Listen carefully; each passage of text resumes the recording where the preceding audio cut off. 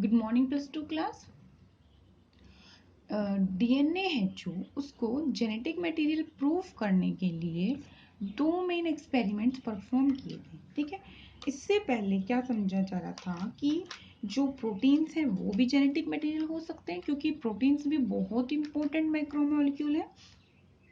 कोई कोई बोल रहे थे कि आरएनए भी जेनेटिक मटेरियल हो सकता है। ठीक है, तो इनको प्रूफ करने के लिए कि डीएनए ही क्या है, हमारे पास जेनेटिक मटेरियल है, फर्स्ट जो एक्सपेरिमेंट परफॉर्म किया गया वो था ट्रांसफॉर्मेशन, और दूसरा जो एक्सपेरिमेंट परफॉर्म किया गया वो है ट्रांसडक्शन। ठीक है, आज हम डिस्कस करने वाले हैं अबाउट फर्स्ट एक्सपेरिमेंट, जिसको हम क्या बोलते हैं, ट्रांसफॉर्मिंग प्रिंसिपल बाय ग्रिफिथ। ठीक है, ट्रांसफॉर्मेशन भी बोल सकते हैं। ग्रिफिथ ने ये एक्सपेरिमेंट 1928 में परफॉर्म किया। एक्सपेरिमेंटल मटेरियल दो यूज किए, एक तो स्ट्रेप्टोकोकस निमोनियाई जो बैक्टीरिया है जो कि निमोनिया के लिए रिस्पॉन्सिबल है। दूसरा एक्सपेरिमेंटल मटेरियल क्या था, माइस। ठीक है, अब स्ट्रेप्टोकोकस निमोनियाई जो बैक्टीरिया था, ग्रिफिथ ने इसको कल्चर प्लेट पे ग्रो किया। कल्चर प्लेट का मतलब क्या है, अगार की प्लेट ना, न्यूट्रिएंट अगार है, जो न्यूट्रिएंट अगार की एक प्लेट बनाई जाती है। उस प्लेट में क्या होगा, बैक्टीरिया का थोड़ा सा कल्चर बहुत माइन्यूट सी ड्रॉप्स में क्या करेंगे, उस कल्चर को पोर कर देंगे, और आफ्टर 48 आवर 24 to 48 आवर्स क्या होगा, बैक्टीरिया ग्रो करना स्टार्ट कर जाएंगे। ठीक है, तो बैक्टीरिया की कॉलोनी बन जाएगी, बहुत ज़्यादा नंबर इंक्रीज हो जाएगा। ठीक है, तो कल्चर प्लेट पे बैक्टीरिया को ग्रो किया गया। जब स्ट्रेप्टोकोकस निमोनियाई बैक्टीरिया को कल्चर प्लेट पे ग्रो किया ना, तो दो टाइप की कॉलोनीज बनी। ठीक है, ध्यान से सुनेंगे, एक्सपेरिमेंट बहुत इंपॉर्टेंट है।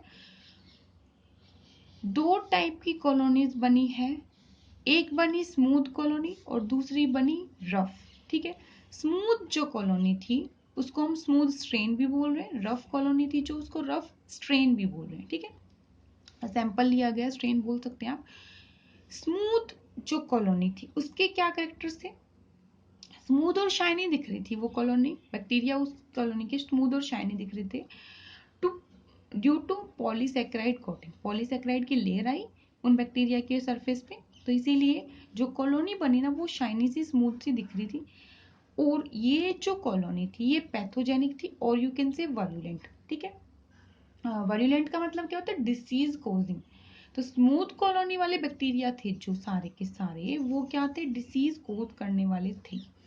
दूसरी तरफ जो रफ कॉलोनी थी उसके बैक्टीरिया क्या थे, उनके पास पॉलीसेक्राइड की कोई लेयरिंग नहीं थी, वो सबके सब क्या थे, नॉन पैथोजेनिक थे।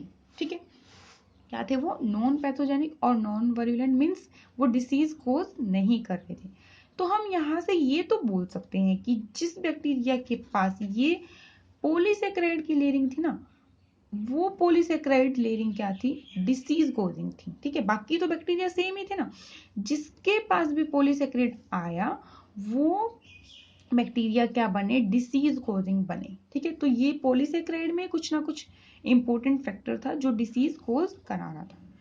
फिर ग्रिफिथ ने अपना एक्सपेरिमेंट स्टार्ट किया। फर्स्ट एक्सपेरिमेंट में क्या किया उन्होंने, इंजेक्ट किया रफ स्ट्रेन। रफ स्ट्रेन का मतलब ये जो रफ कॉलोनी वाले बैक्टीरिया थे इनका कल्चर लिया और इस कल्चर को पोर कर दिया, किसमें, माइस के अंदर इंजेक्ट कर दिया। रफ कॉलोनी वाले बैक्टीरिया को किसमें इंजेक्ट कर दिया, माइस में इंजेक्ट कर दिया। एक्सपेरिमेंटल मटेरियल में माइस लिया था ना, हमने अभी देखा।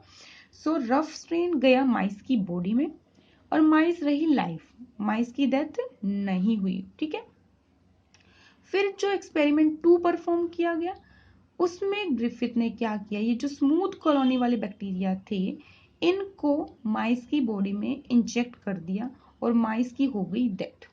ठीक है, रफ वाली से डेथ क्यों नहीं हुई, क्योंकि रफ तो थी नॉन पैथोजेनिक ना, डिसीज कोज नहीं कर रही थी।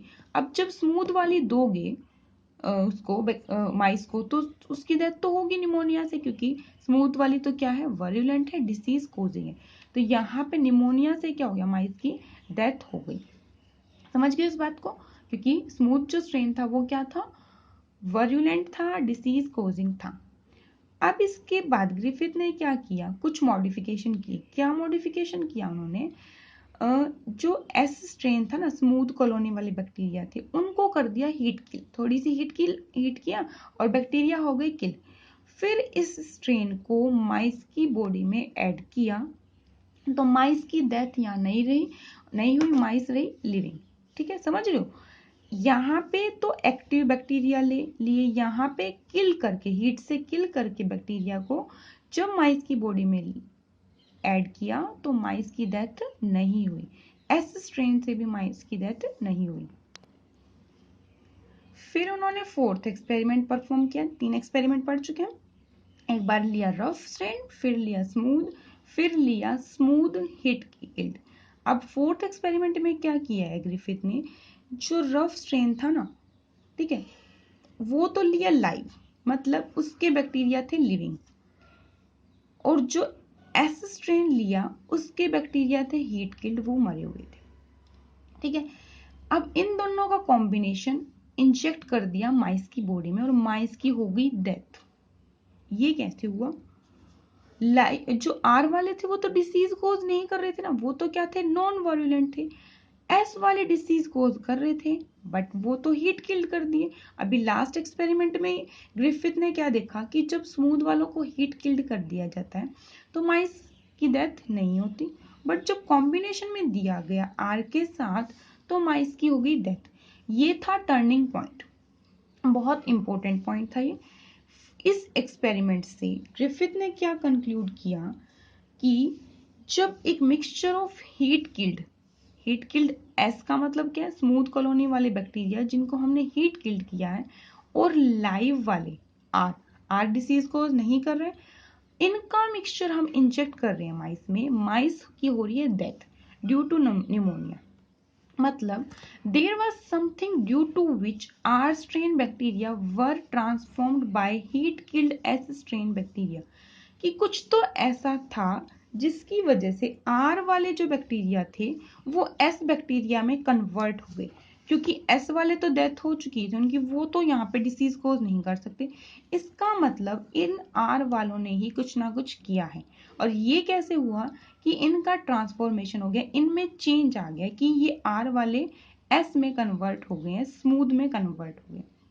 ठीक है, ये पॉइंट बहुत इंपॉर्टेंट है कि वहां पे कुछ तो ऐसा था जिसकी वजह से आर जो स्ट्रेन था बैक्टीरिया का वो ट्रांसफॉर्म हो गया किस में, एस स्ट्रेन में। ठीक है, इस पॉइंट को अच्छे से समझिए।